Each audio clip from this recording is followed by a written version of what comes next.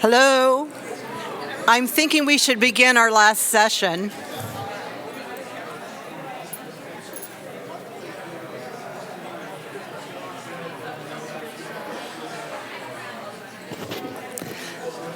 Pardon me, everyone.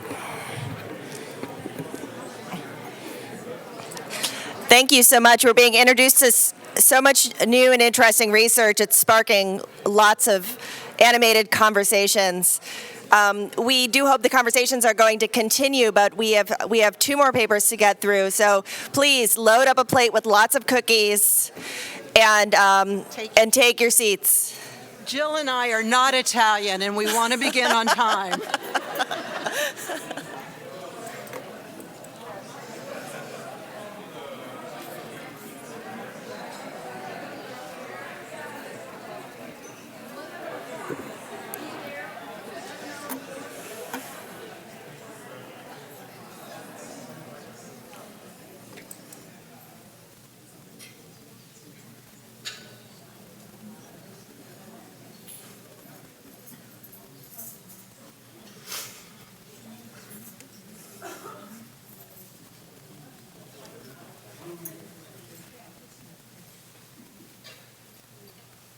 So I want to welcome you to Panel 3, Recent Studies on Paper.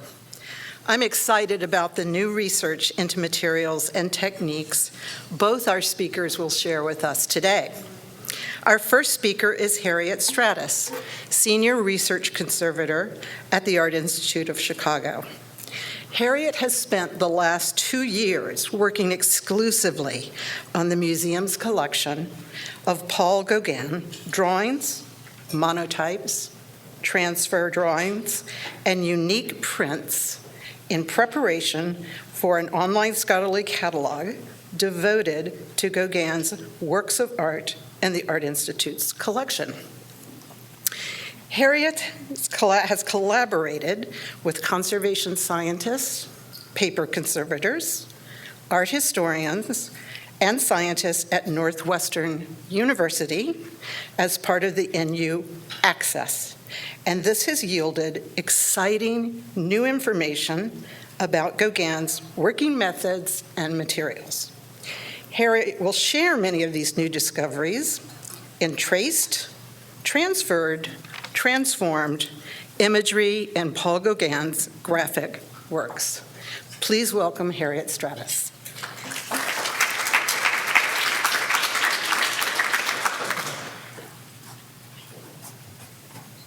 Okay, folks, hang in there. 2 more talks. We're almost there.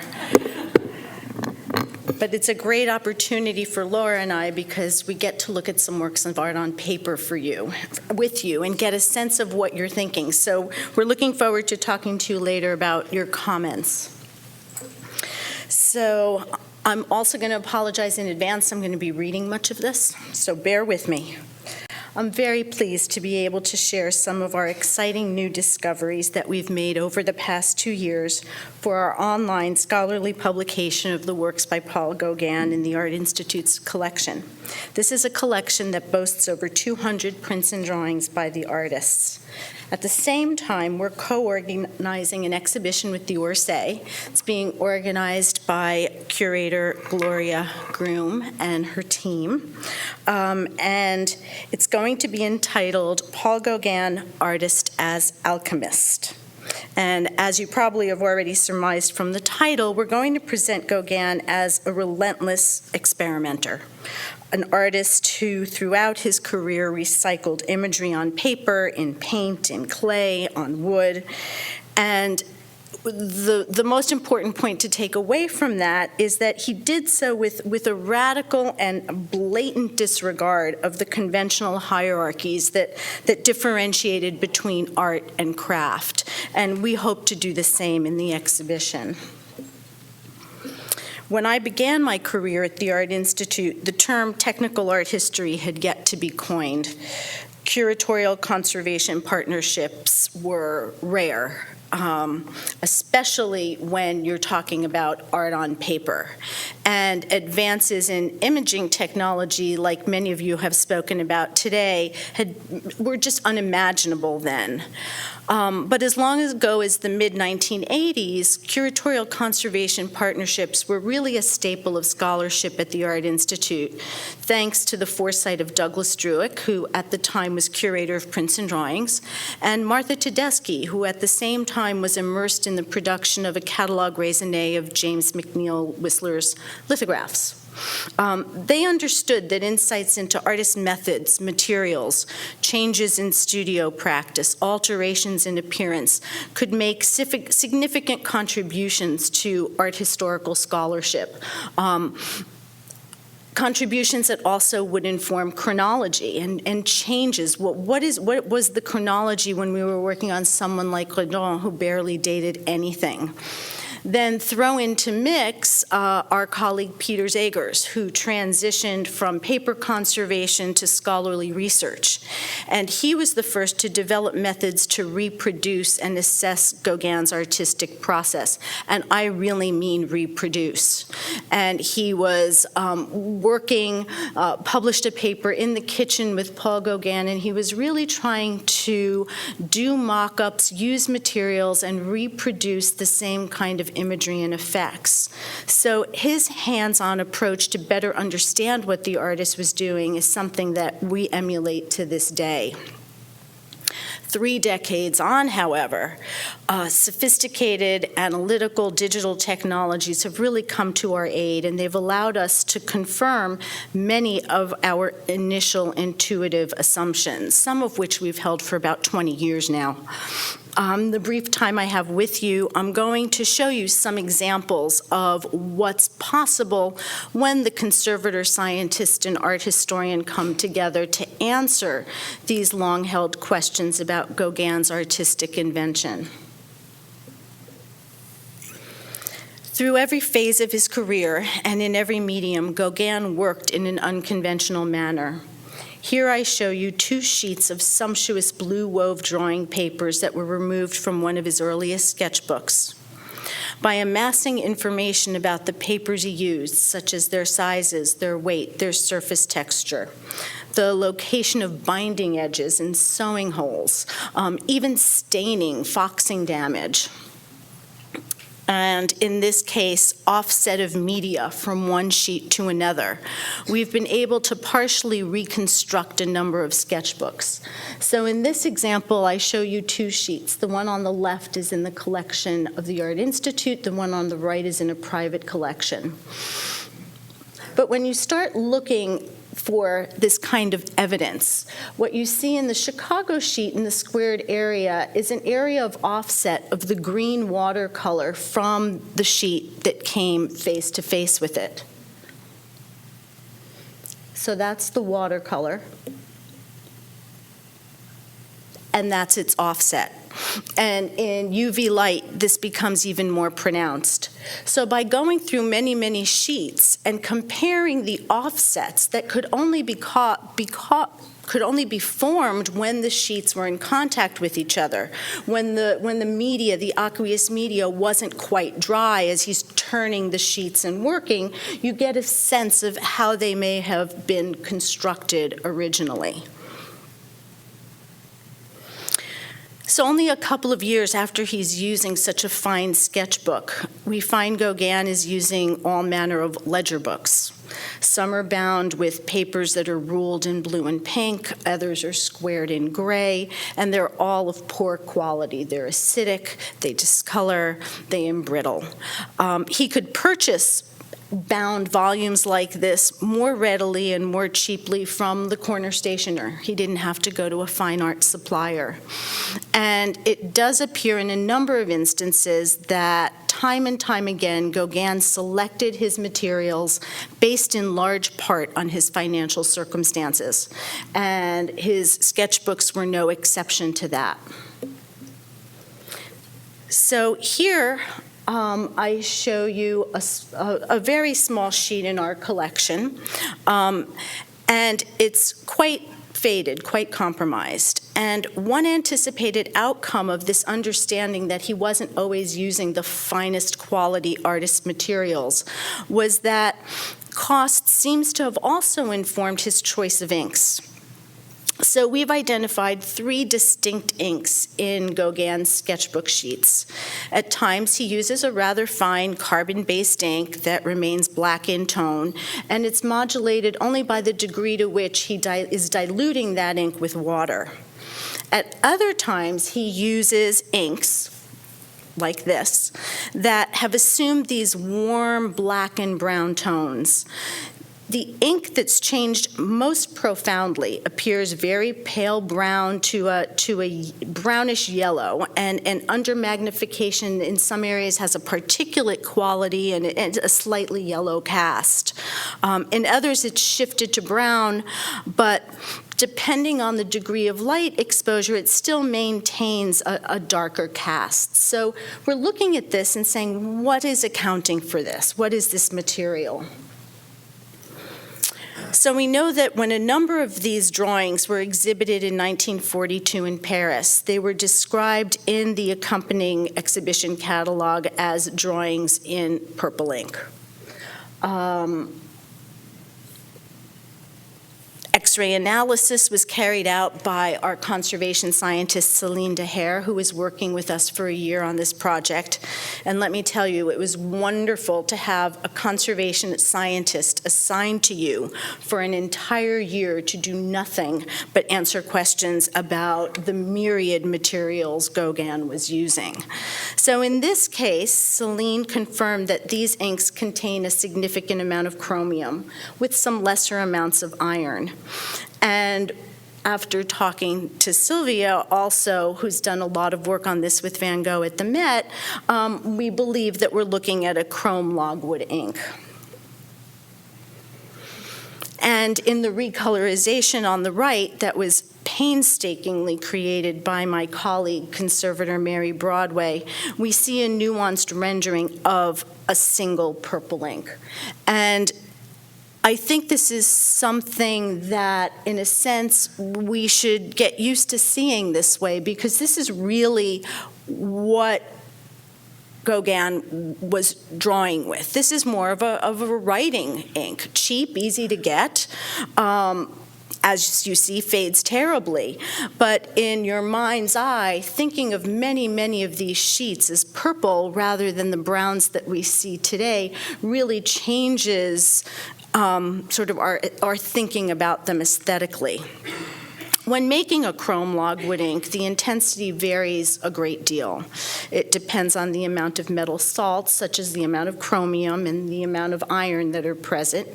And the potency of that logwood, that logwood extract itself, also helps determine what that tone is going to be, from a purple to maybe a reddish purple to maybe something that comes to a cool black. Similarly, the amount of chromium relative to the amounts of other metals determines the intensity. So in this sketchbook sheet of Tahitian Eve, also from our collection, there are 2 inks here. The more purple of the 2 inks has a higher percentage of chromium than this darker, more robust ink, which has more iron. And here, Mary recolorized this drawing, again, with great nuance to show these subtle tonal shifts between the 2 inks. And so going back to this morning, lest you think this was totally subjective, we referred to the unfaded purple inks that Gauguin used within the pages of his bound Noah Noah manuscript, which is housed in the Louvre. And we used these sheets as a standard against which to determine the purple hues that were used in the recolorization of the drawings. Now, the Noah Noah manuscript is perhaps one of the acts of the late 19th century, as many people in this room have realized when they've tried to access it. The intensity of the unfaded inks and watercolors are incomparable to other works on paper by Gauguin that have been exposed to light. but because the manuscript remains bound, present-day scholars really have this opportunity to have a momentary glimpse of this vibrant palette that's present in sheet after sheet of this volume. So we'll return to this point in a minute. Now I want to shift to Gauguin's work as an experimental printmaker. In his famed Noah Noah series, of which I show you 2 blocks, no 2 woodblock prints are identical, as you can see from how I've put together these groupings. Gauguin used a variety of paper, a variety of media, yet again, method to the madness. He would combine specific papers with specific types of media application. So, for example, when he used watercolor, he would often adhere 2 pieces of lovely Japanese paper to each other as a laminate to obtain just the right paper thickness. And we see the watercolor penetrating from that first paper layer, bleeding into the second. When he transferred a thick, waxy, and resinous media on his paper that was really dimensional, he had to use stronger, more resilient sheets. And finally, in some of his early experimental states, he printed them on pink papers. Many of these pink papers have faded, and this is one of them. So before moving on, it's important to emphasize that we've observed tonal changes and fading that greatly inform our reading of some of these prints. Quite literally, the fading informs the narrative. So I'm going to draw your attention specifically to the print in the lower right. This is an impression of Nave Nave Fenua that's in the collection. And under magnification, we see very clearly particles of red and blue watercolor that have gathered in subtle gradations of intensity, especially along the tide lines of the brush strokes.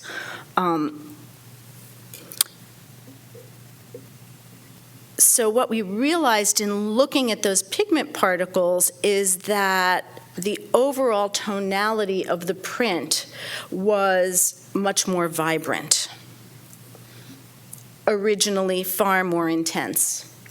And in the background, the washes went from pink to blue, indicative of a sunrise or a sunset, with a pink reflection in the water below behind the figure. And here again, we relied on the Noah Noah manuscript for points of chromatic comparison. Here in a print called The Universe is Created, I wanted to show you again a grouping of prints that show Gauguin's systematic production of aesthetically distinct groupings. These, as opposed to, in the lower right, a posthumous impression printed by his son Pola in 1921. And Pola's impression illustrates the meticulous detail with which the artist carved and incised the block and then deliberately proceeded to obscure the image that he had painstakingly produced. Dario will be talking more about this tomorrow. But in Pola's posthumous impressions, we see that he was consistently printing them to extract every detail from the wood matrix. But we need to understand when we see this that they no way reflect what his father's aesthetic intentions were. Here I show you an impression of The Devil Speaks, printed in this waxy, cakey, lichen-like media that I've already mentioned. I'd also like to do a call out to Ken Sutherland, who, using GC Mass Spec, helped us to identify in these various prints what the nature of this cakey media was. So I'm showing you this, Gauguin's printing, and I compare it to an impression of the same block, printed as part of a collaborative effort between Gauguin and a most elusive figure that I would love to learn more about, a gentleman named Louis Roy. And as you can see immediately, the Roy impressions, as everybody calls them, are very different from those printed by Gauguin himself. As we know it, the unrealized goal of their collaboration was to create a more visually homogeneous commercial edition. So they narrowed Gauguin's palette, and they began to use stencils to isolate the application of colors in these distinct areas, as you can, I think, see here. They seem once again to have added a certain amount of wax or resin to their pigments, which we find when you take a close look. And to identify these pigments and to illustrate the differences in the handling of these materials, macro scanning XRF was used. Here's the setup, and we were fortunate to have this instrument on loan to us from Brooker, and Francesca Casadio was able to obtain some amazing results. So here I'm showing you the two impressions juxtaposed side by side at the top, and immediately you can see that the media was applied very differently in each. The use of stencils is quite obvious when you look at Roy's impression, because you see these very distinct zones of color, and they read very clearly. In Gauguin's impression, you can see how the chrome yellow predominates across the sheet as a base tone throughout. But in Roy's impression, its use is restricted to very specific areas of the print. Likewise, the mercury that's indicative of vermilion predominates in the orange passages in Roy's impression, yet Gauguin used it very selectively and sparingly in his. So now I'm going to move on from the woodblock printing technique to more of his monotype techniques. And Gauguin was masterful at reusing his imagery and motifs over a period of years, and that's where I started this discussion on paper, in paintings. Works on paper were squared. In many instances, we see one-to-one transfers. So in the next two examples, we're going to take a more in-depth look at some of these tracing and transfer methods. So first, I'm going to show you the most common method of producing a monotype.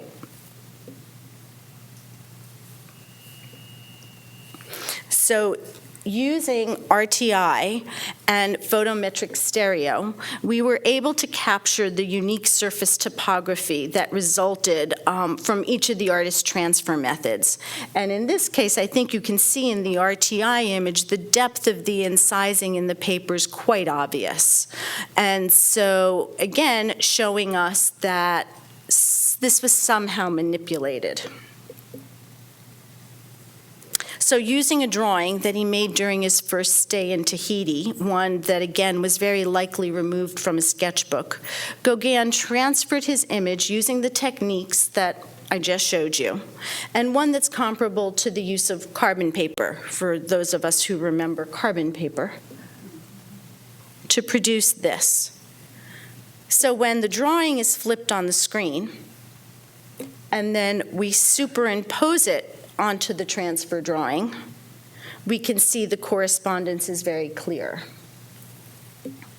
So now we're going to segue from this very straightforward manner of making a transfer drawing to a more complex method of transfer. And here I show you a transfer drawing nativity, one of a large group of transfer drawings that Gauguin produced late in his career. So when we zoom in, several observations about the printmaking process can be made by visual inspection alone. In the region where the woman is holding the child, we can see on the front of the print several passages that contain what appear to be lines where no ink or pigment is present. These features have been noted by art historians for decades, especially by Dick Field, who was among the first to write extensively on Gauguin's monotypes or transfer drawings. We originally thought that these features appeared due to blind incising, which is to say that they were indentations in the paper where the ink simply skipped and wasn't transferred. And we asked ourselves, were these features indeed caused by the underlying surface shape of the paper? Well, this was a question that could only be answered by measuring the 3D shape of the transfer drawing. On the back of the transfer drawing, we clearly see pencil marks from 2 different pencils. The pencil marks were used to apply pressure from the back of the sheet of paper during each step of a 2-step transfer process. So this has been turned so everything is, the front and back are in the same orientation. But you can see where first we have the 2 pencils. And we think he used the 2 pencils so that he could distinguish between the lines he drew first in graphite in the first step of the transfer process, and these lines and the lines that he drew in the second step of the transfer process in a red pencil. The other thing to notice is that the graphite pencil deposited very precise thin lines, while the red pencil deposited broader, softer, more dispersed lines, so that the quality of the line transferred by each implement was visually different and intentional. So there are the lines, there are the 2 pencils.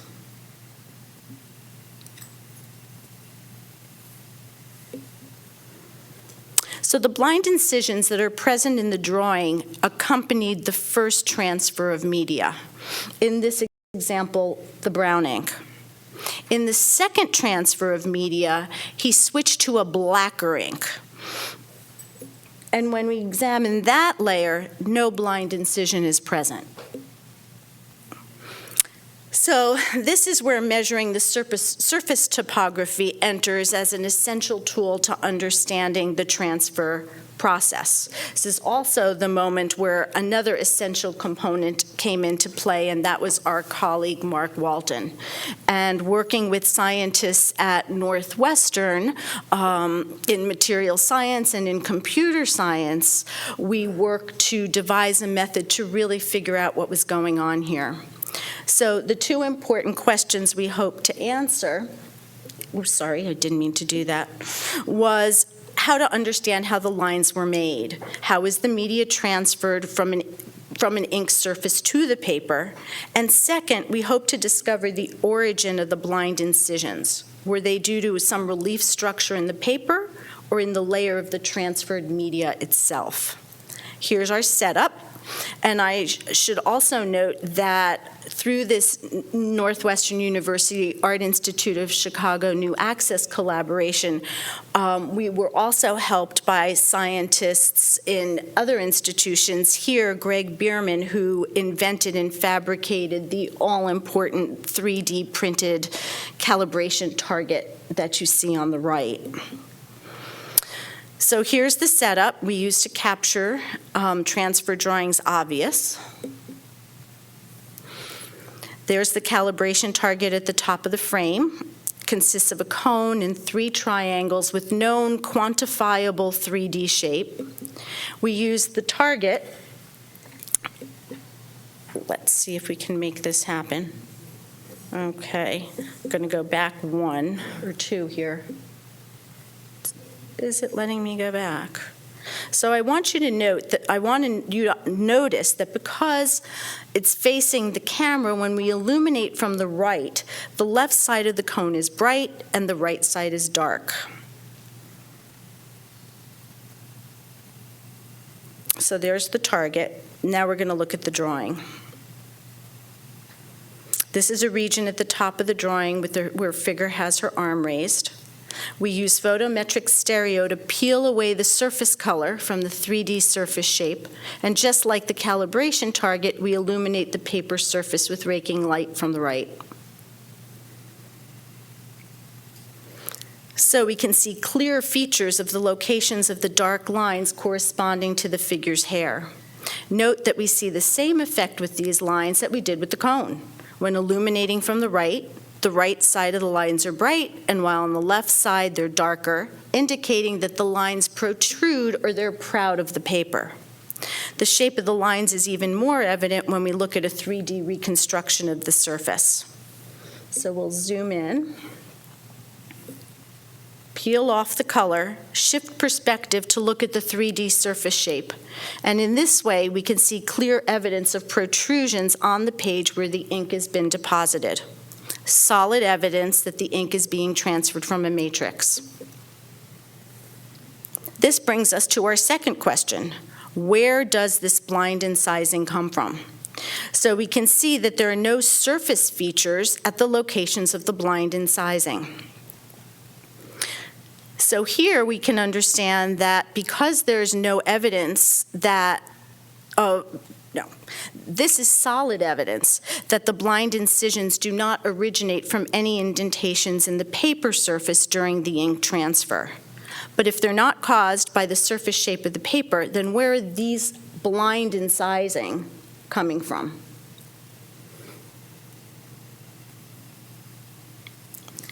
So we started to take nativity and map out where all the blind incisions were on the paper. And a new idea started to emerge. Were we possibly looking at impressions made directly from an ink support rather than elements that were in the paper itself? So hopefully through this series of images, you'll understand the process. First, we make a straightforward transfer. Place a piece of paper on top of solid support that we believe was glass, on which a layer of ink's been rolled out. And here you see we're using a brown, a very obvious brown. And this results in a certain amount of ink being lifted by the glass. Some ink remains. Then, if you can imagine, a second sheet of paper laid down on the same surface without re-inking it, so that stays on the glass. And you make a second transfer drawing. Well, the areas that are devoid of the ink that's lifted from the glass surface in the first transfer appear as white lines in the second transfer. And I think an area in this mock-up would be this area. So then once Gauguin had this,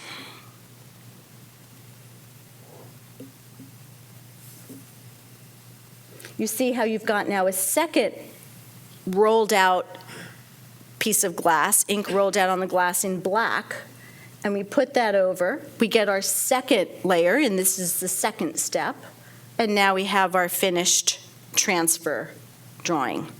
So the second sheet of paper gets laid down onto the same surface without re-inking it, and another transfer drawing is made.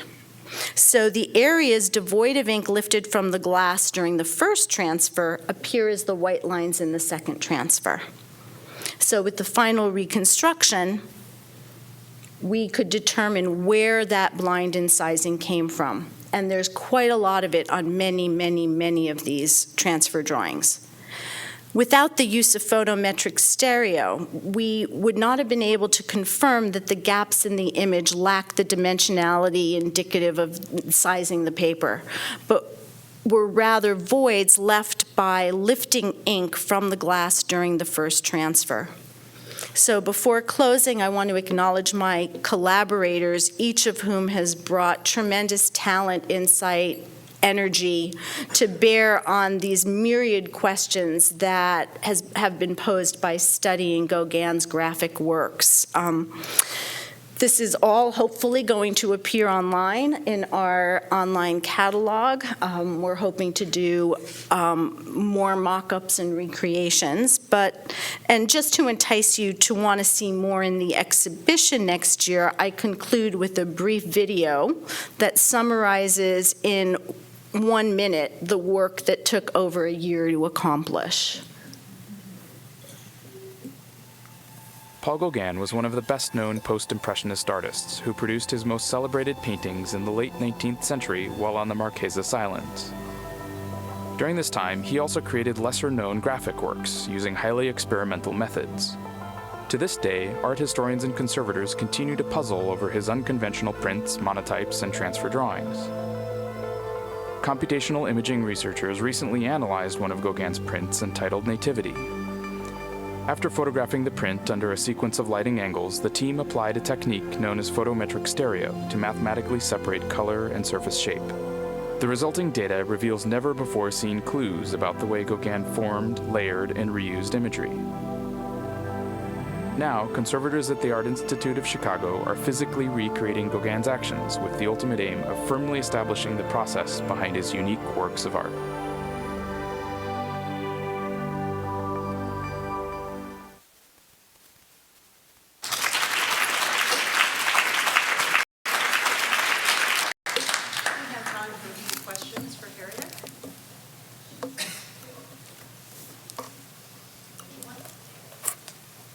Okay, thank you.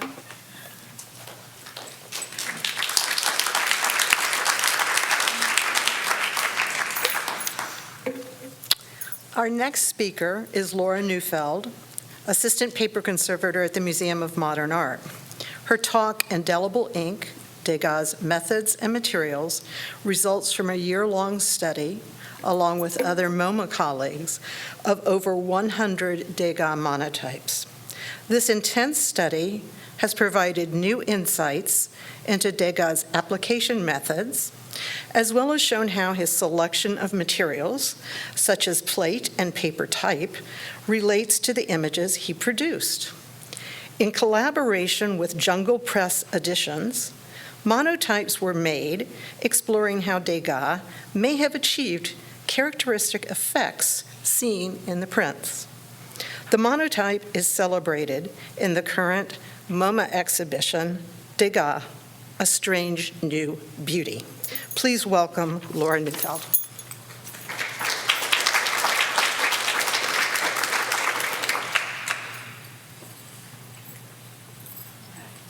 Thank you, Tony, for that nice introduction.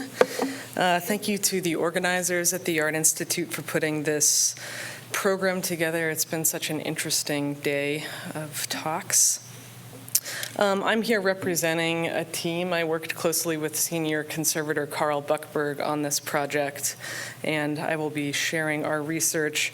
But it's very special for me to be here giving this talk to you because my own interest in Degas' monotypes began when I was a student at the School of the Art Institute. The exhibition, Edgar Degas, A Strange New Beauty, was organized by senior curator Jody Hauptmann and senior conservator Carl Buchberg. Degas produced about 325 monotypes in two bursts of activity during the late 1870s and early 1890s. Focusing on Degas' radical experimentation with monotype and how that practice influenced his work in other mediums, the show features 120 monotypes and 60 related works.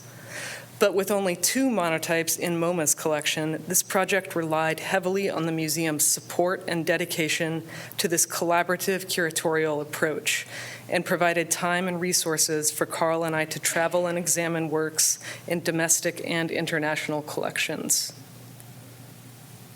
In 1876, the printmaker Marcellin Deboutin described Degas' new mania for monotype.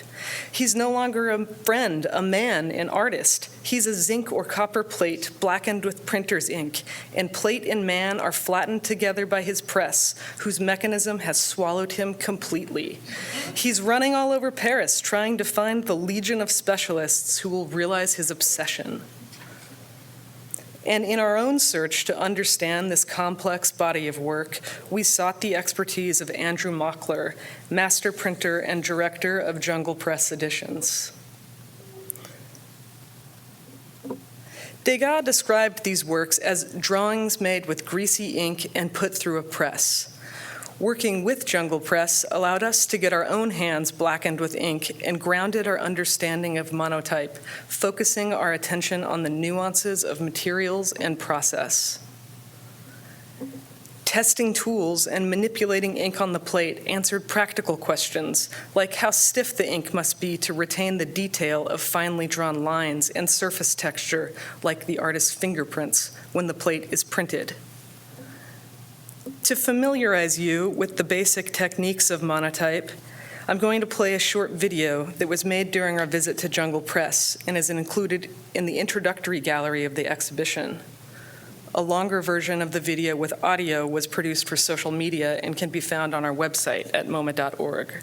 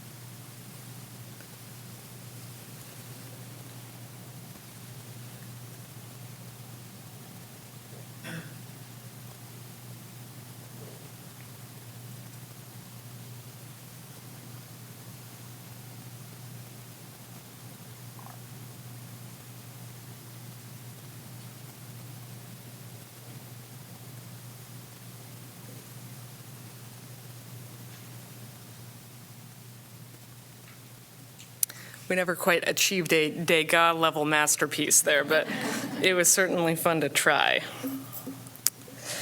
Degas produced monotypes on 4 types of plate: copper, zinc, daguerreotype plates, and celluloid. References are made to each in his notebooks, accounts of his working methods written by friends, or in the case of celluloid, inscriptions on the prints themselves. The only existing monotype plate is a zinc plate in the collection of the Bibliothèque Nationale in Paris, which depicts a brothel scene that was presumably never printed. Degas' use of daguerreotype plates for printmaking is well known. He used the plates for both etchings and monotypes. In the works we examined, we've cataloged 4 different manufacturers' marks. Most frequently seen are the stamps of A. Gauguin, a French manufacturer. The presence of these marks in the monotypes indicates that Degas preferred the silvered rather than the copper side of the daguerreotype plate, and when polished, it must have offered a smooth, lustrous surface to accept the ink. Trends in plate size and usage emerge when surveying the roughly 325 monotypes that compose this body of work.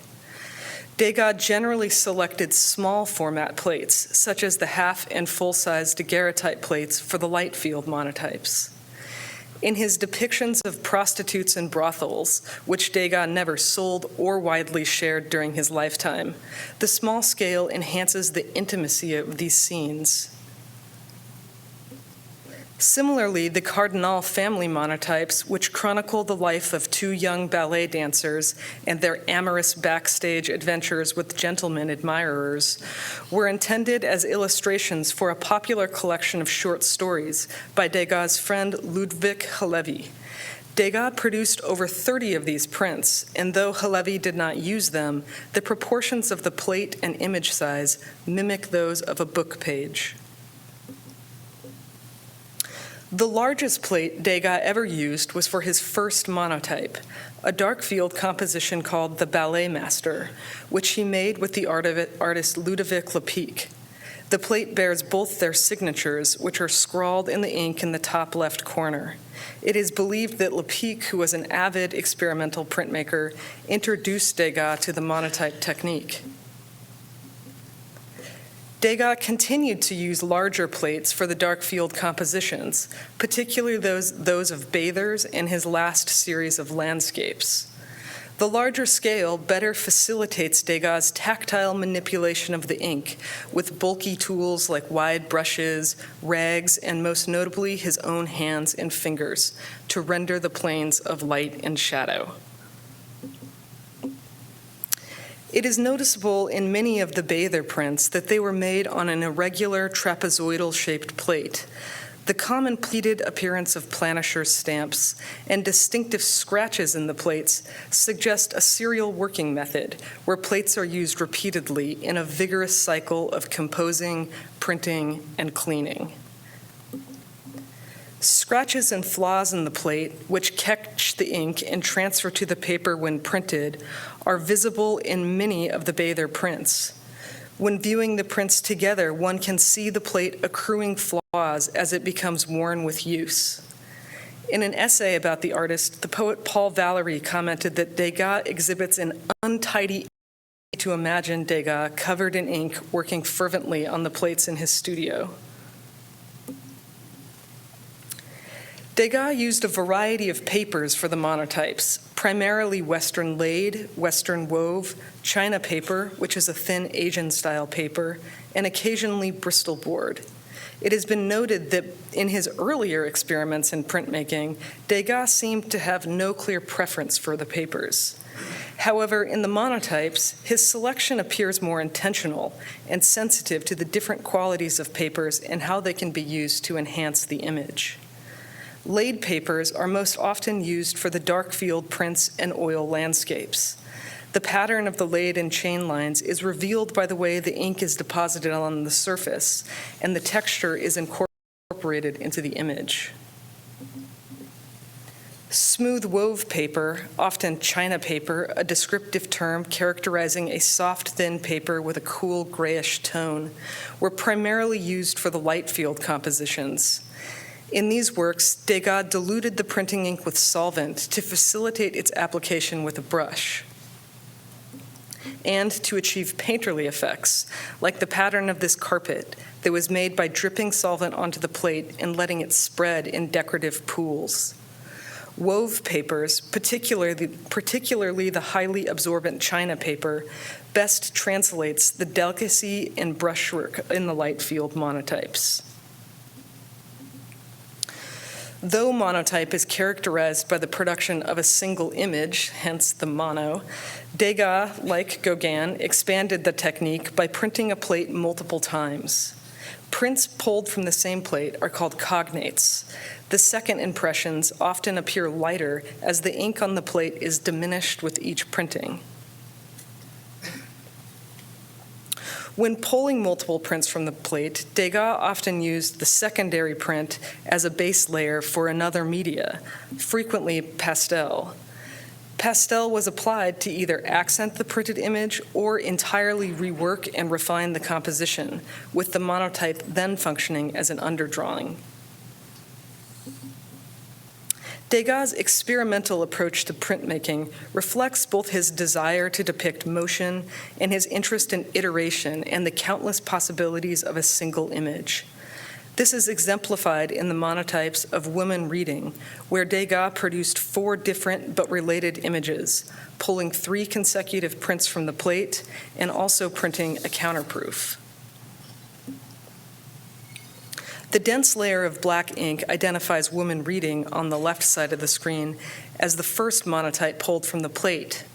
And while the ink on this print was still wet, it was used to print a counterproof.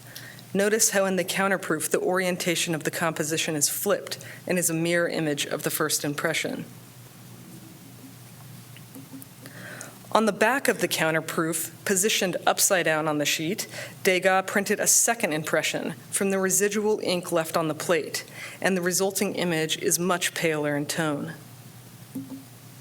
The counterproof image is noticeably darker within the area of the plate mark that corresponds to the second impression on the other side of the sheet.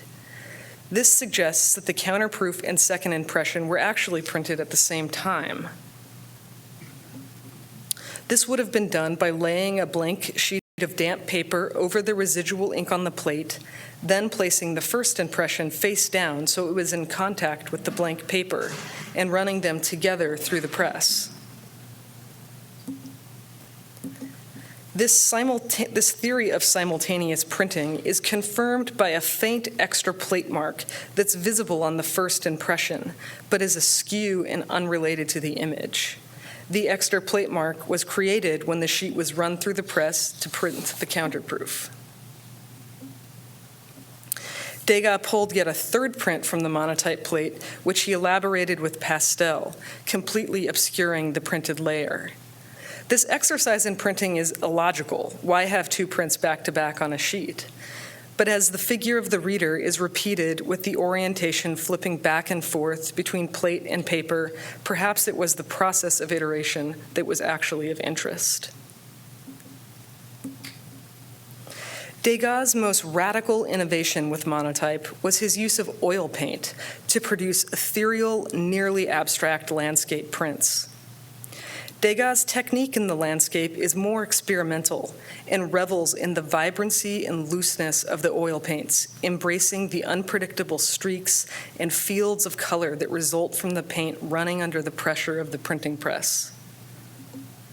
In our own experiments, the master printers demonstrated how oil paint could be thinned with turpentine into a wash, applied thick and rich straight from the tube, or mixed with extra plate oil to create a tacky consistency that could be applied in a distinct layer over another color. Evidence of this type of layering is visible in the oil landscapes and changes the relationship between the successive prints pulled from the plate. Instead of the second print being simply a lighter version of the first, as it is for the monotypes done in black printing ink, the oil paint creates new variations as the paint mixes on the plate or is partially transferred during printing, revealing underlying layers. Cognate pairs of landscapes show that Degas also altered the composition on the plate between pulls, wiping out or adding additional paint to the plate, creating states of an image. This technique is rarely seen in the early black monotypes. For the second impression of this landscape, Degas not only wiped and added more paint, but whimsically rotated the plate 180 degrees for the new composition, as though acknowledging that these loose, abstract forms, there is little difference between the earth and the sky. At the Metropolitan Museum of Art, we examined this landscape out of its mat and discovered that it was printed on colored Bristol board. Though the recto appears off-white, likely due to light exposure or acidity in the paper affecting unstable colorants, the verso remains blue, close in color to the blue in the sky. The first impression of the landscape features a pink and violet-colored sky and is printed on a white wove paper, showing that for the second pull, Degas altered the composition by manipulating both the paint and selecting a colored paper. This opens the possibility that other prints, which now appear white, may once have been enhanced by a colored support. And since the opening of the exhibition, we have seen other landscapes on brown and grayish supports that, with this knowledge, look suspiciously like they may have also been colored. And in hearing about all the advancements in recolorization today, it would be fascinating to take another look at the Metropolitan's impression and see what it might have looked like by measuring the color of the blue that we see on the verso.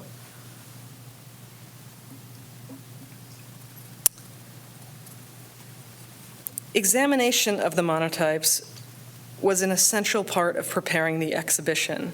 Having nearly half Degas' monotypes united in the galleries is an opportunity for further study, particularly of cognate pairs. This pastelized second impression, which is on a much larger sheet than the first, was described as being on a support pieced together from multiple sheets of paper. Degas did sometimes enlarge a support in this way, adding strips as his composition outgrew the parameters of a sheet. But in this work, he simply printed the plate on a larger sheet, and with the addition of pastel, the composition extended first beyond the plate mark and then beyond the pencil lines that he drew on the sheet as a border. We found two pastelized monotypes that had been categorized as having a pieced support, but instead were a single sheet with media applied beyond the printed image. This confusion alludes to the different appearance of pastel when it's applied over monotype ink rather than on bare paper. On the paper, where the fibers have not been compressed by the pressure of the plate, the pastel appears more diffuse. Making these distinctions was made possible by viewing the works unframed, allowing for the assessment of the full sheet. The materials of monotype are simple, but are transformed by the sophistication of Degas' technique, and with prolonged study, we only grow to appreciate them more. We owe much to the significant research of previous scholars, particularly the foundational research of Eugenia Perry-Janis. Thank you also to everyone who hosted and helped with our research.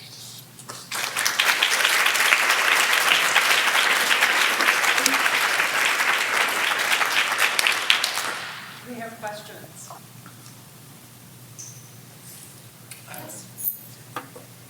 I have a question. You talked about both the influence of the paper and also of the sort of ink or paint materials on the ability to incise or paint, etc. Since you have determined many types of plates, and Harriet before talked about a glass plate, have you looked at whether there are correlations with the aesthetics and then the type of plate that was used? Was it more what he was seeing through, or the pressure of the press, and how those factors played into the choices? Thanks. I think that the daguerreotype plates offered a very particular surface for him to work on that he must have liked, and his experiments with celluloid are interesting because people speculate that he, as a person who did lots of tracings and was interested in the orientation of a drawing being flipped and repeated, would have been attracted to that for its lucency or transparency. And it's interesting to look at those prints because it seems that the ink must not have handled well on the surface, and he uses it very rarely. So even though you would assume he would have been attracted to that, what was then a new material, I think he rejected it on the basis of it not handling the ink well. And I think a little bit he's also a recycler, like Gauguin was. He was thrifty with his materials. So as a printmaker, he's had copper plates laying around in his studio. We think that there's a good chance that he's actually using the backside of copper plates for the monotypes, and there likely was an etched image on the other side, and it's a repurposing. So he's definitely making decisions when he's selecting what he's using.